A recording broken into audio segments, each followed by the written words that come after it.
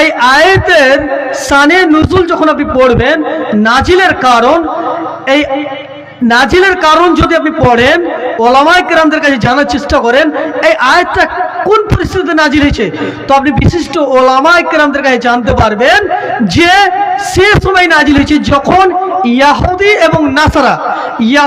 এবং নাসারা তাদের একটা দাবি ছিল যে মুহাম্মদ সাল্লাল্লাহু আলাইহি সাল্লাম আপনার কথা যদিও আমরা মানি নাই, আপনার ইতাআত করি নাই, আপনার অনুসরণ করি নাই, আপনার কথা মোতাবেক চলি নাই, তবু আমরা আল্লাহকে ভালোবাসি।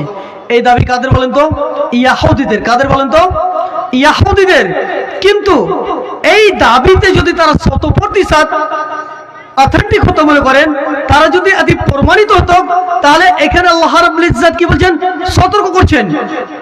আমাদের রব বিশ্ব জগতের প্রতিপালক সেই আল্লাহ বলছেন, এ মুহাম্মদ সাল্লাল্লাহু আলাইহি সাল্লাম কুল, আপনি বলে দেন, ইন কুনতুম তুহিব্বুনাল্লাহ, তোমরা যদি সত্যিকারী আল্লাহকে ভালোবাসো, ফাত্তাবিউনি ইউহিব্বুকুমুল্লাহ, যদি তোমরা আমার ইতাআত করো, আমার কথা মোতাবেক চলো, তাহলে তোমাদেরকে আল্লাহ রাব্বুল ইজ্জত ভালোবাসবেন।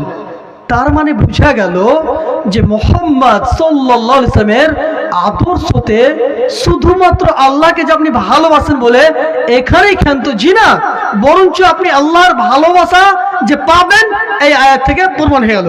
কথা বুঝলেন? যে আল্লাহর যদি ভালোবাসা আমরা পেতে চাই, তাহলে আমাদের কি করতে হবে?